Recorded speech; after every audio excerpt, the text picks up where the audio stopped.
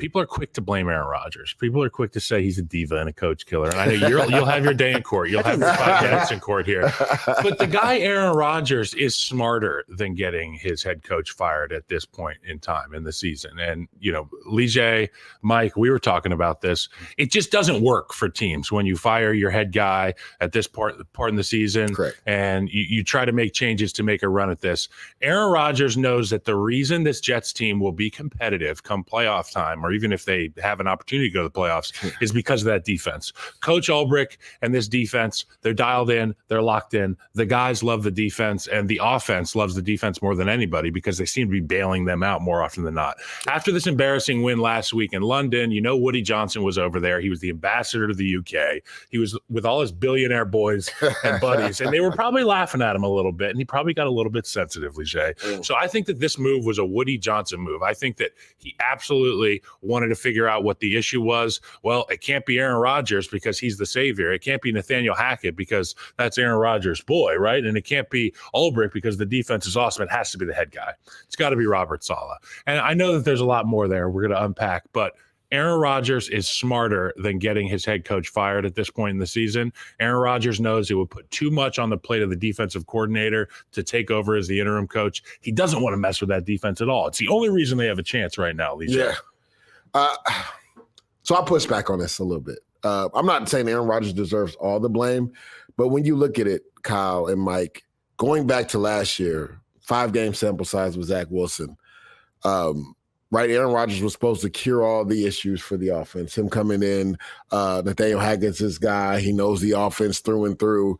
When you look at the sample size from last year's 5 games and this year's, they're identical, right? With Zach Wilson at quarterback. In terms of scheme? No, points per game. Yep. Yeah. Passing yards attempt per game for quarterback is the same. The Jets are averaging, I think, 18.6 points per game. That's what they were averaging with Zach Wilson, right? I think Aaron Rodgers and Zach Wilson are identical in attempts per pass down the field. Both teams were 2 and 3.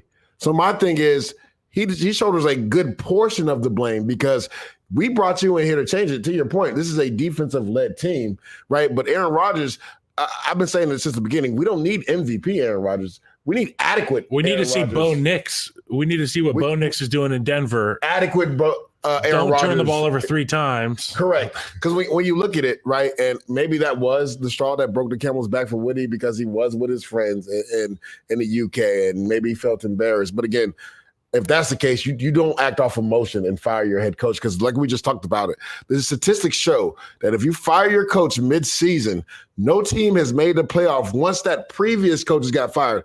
Now, I was on X yesterday, and everybody was quickly to come at my neck because I forgot to put 2 pivotal words, right?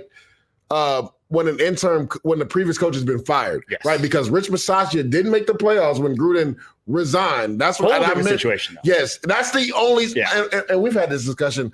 I think fans and people sometimes get too locked into outliers, right? We were just talking about this with the quarterbacks, Jaden Daniels and CJ Stroud. We should get a Jaden Daniels next year. Yeah, exactly. That's not the norm. Those are the outliers. Like the NFL is based off consistency and data. Like we have had to seen it before numerous times for us to believe that there's a viable chance this can happen again, right?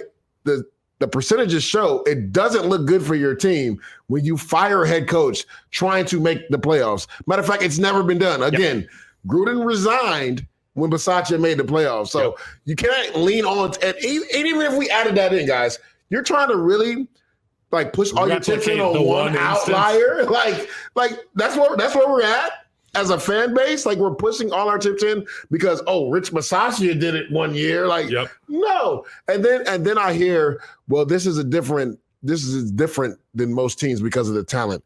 Kyle, you know this. The talent in the NFL is a lot closer than people actually believe. Yep. One thing can bounce your way or another. We just talked about it, Mike. The Jets are 2 plays away from being 4-1. Yep. They were more talented than the Denver Broncos, but they lost that game. Yes. Just look at Sunday's game.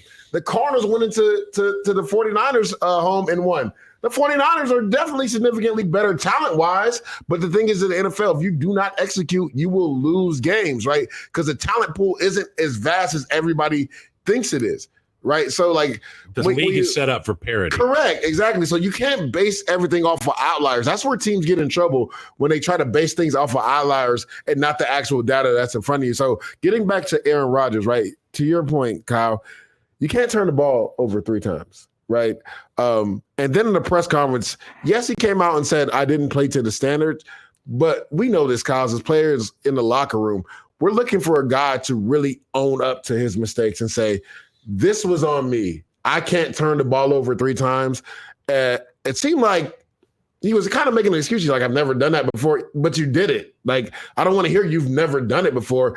And I know people have wondered what Quincy Williams, the all-pro linebacker, meant by saying guys need to take accountability. People are saying he was maybe talking about Saleh. He was not talking about Robert Saleh. He said, like, it starts at the top. Exactly. And we know who's at the top, right? We know who's at the top. When you look at it, this defense has dealt with this the last 3 years. Yep. Like, this is what he meant by he's tired of hearing the same thing, right? Like, Aaron Rodgers was supposed to come in and change the issues on offense, and they haven't changed. They're the exact same thing. So you can't say, like, well, this is a different scenario because the Jets team is more talented. Well, no. In the NFL, everybody's talented. It's about who can make plays and execute at the end of the day. So to me, Aaron Rodgers shares a good portion of the blame because that was the side of the ball that he was supposed to fix, right? We knew the Jets were going to be dogs on defense and they were going to be a championship-type defense.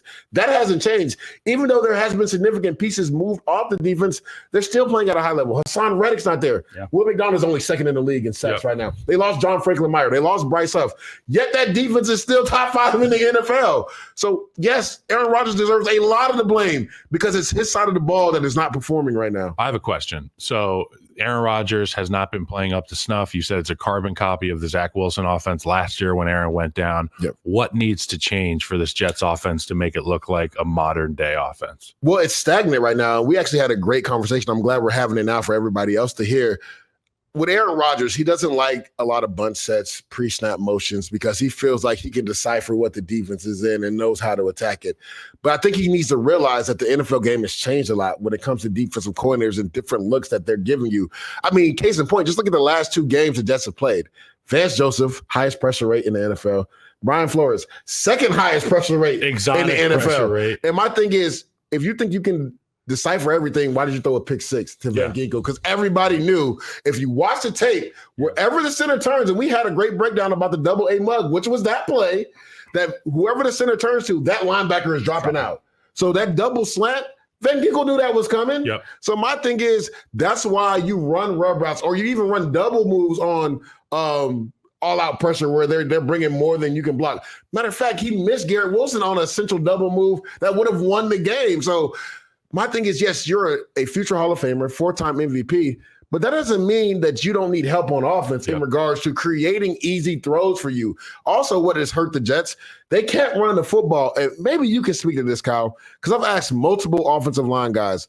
Like, I want to know what Keith Carter is teaching the offensive line when it comes to different angles in the run game. Because when you watch them, they're like so fixated on being physical, especially on that inside zone. You'll see Tittman, if there's a wide 3, he's so worried about hitting the hip of that 3 technique and climbing up that the linebacker is just running past him and getting downhill. And you know how important angles are in the run game. So until they fix that, it doesn't matter if you bring in Devontae Adams, right? Because if you can't run the ball and you're one hand tied behind your back and you're in 2nd and 3rd and long, that benefits the defense. Yeah. We know you have to pass the football, so they have to change up how they do things all up front when it comes to angles in the run game. They have to be more inventive on offense. What happened to putting Breece Hall and Braylon Allen in the backfield at the same time? Like, they had success versus Tennessee Titans and New England doing that, and then they just went away from it. We just talked about Cliff Kingsbury and how he's been working that with the Commanders. Why haven't we seen that from them? Like, they just have to be more inventive. And Rodgers has to get out of his head thinking, I don't want to do this thing as far as scheming things up, bunch sets, because Justin Jefferson is the best receiver in football, and yet Kevin O'Connell still schemes things up. He's moving everywhere. He never is standing still. And when you saw last year's offense, I mean, Tyreek Hill, Cooper Kupp, correct, CeeDee Lamb, all these guys are moving around like track athletes before the snap of the football, and it's to give their quarterbacks a better understanding. We call it undressing the defense, and we want to undress the defense a little bit. And to your point, the offense in New York, at times more than others, is very stagnant. And Aaron has leaned on his ability to decipher these defenses pre-snap for a very long time. And for a long time, it worked. You said 4-time MVP, Super Bowl champ. This 100%. Is Aaron Rodgers, for Christ's sake.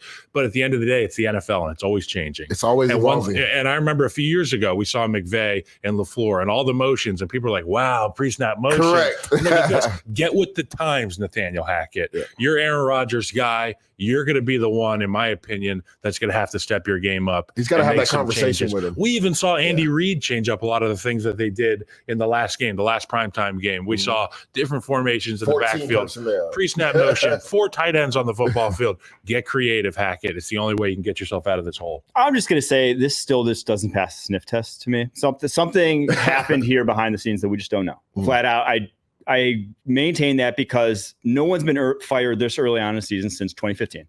Joe Philbin, they were 1-3 when he got fired. The year before that, Dennis Allen 0-4. Correct. There's 2-3, and like you mentioned, like they could be 3. They're right on the precipice. It could be 4-1, and then if they win Monday, they're in first place in the division. And those were teams that you fired them because it was over. Like that was the end of it. Like the team was going south. It was bad. This isn't a team going south. This is a team that's firing their head coach because they still want to win the Super Bowl. Like they are all in. It's not going to surprise me if they still trade for Devontae Adams even after this. Like this is a move that you mentioned. No one has a bounce back from firing their head coach. You can fire like an OC. Correct. 2012 Ravens, they fired their OC, Cam Cameron, in December. Jim Caldwell comes in, they win the Super Bowl. Correct. Like that, teams have bounced back from those that made real changes. You saw Joe Brady last year with the Bills. Correct. Like, real things can turn around. So for me, there is something, and I do think that, I know people have dismissed this on Twitter already, but like the Lebanon patch that he wore this past week, and I know it's like a controversial topic, but he didn't wear it weeks 1 through 3. He wore it pre-game against the Broncos. It was raining, though, put on a jacket during the game. But then to wear it in England after Israel invades Lebanon last week, and it's not Heritage Month anymore. He wore it last year for Heritage Month or whatever. And I know a lot of coaches wear the patches. Sirianni wore the Italy patch. Correct. But that was for Heritage Month. And he didn't wear it early on the season. He just put it on this past week when you go into Woody Johnson, where he was the U.S. ambassador for the UK, who was obviously politically motivated. To me, that's not nothing. I don't think that's nothing that when you have, the coach of New York, where it's one of the biggest Jewish populations in the United States, to get fired this early, I'm not saying that that's 100% the reason, but I'm saying that Robert Saleh knew what he was doing wearing it. And I think Woody Johnson would not be, given his track record and like obviously the U.S. official policy in support of Israel, would not be something that he probably was a fan of. I didn't even think about that at all. Conspiracy theory? Like, I'm so in the locker room. I don't think it's a conspiracy theory. I think it's just locker room. Do you think Woody Johnson would be a fan of him? And again, it's not Heritage Month anymore. It's not like the official sanction, like wear your patch now. He wore it for obviously a reason. He's Lebanese. Like he probably supports Lebanon in this. But it's hard to ignore the timing of when he put it on versus what's going on now in the Middle East. That is strange timing. If somebody was going to have their feathers ruffled by that and have the ability to influence it, it would be Woody Johnson. It would be the guy who's literally involved in politics. I've talked about the last 20 years since essentially he took over the team. And there have been a lot of boneheaded moves, right? I mean, there's been a lot of hirings and firings, moving on from players, not moving on from players that have left us scratching our head, which is why I say don't blame Aaron Rodgers for the firing of And it's like, Robert if you weren't Saleh. going to fire Adam Gase, and I know Woody Johnson wasn't technically in charge at that point, but the Johnson family still was. If you were going to fire Adam Gase that one year when they started, 0-12? Yeah, it was bad.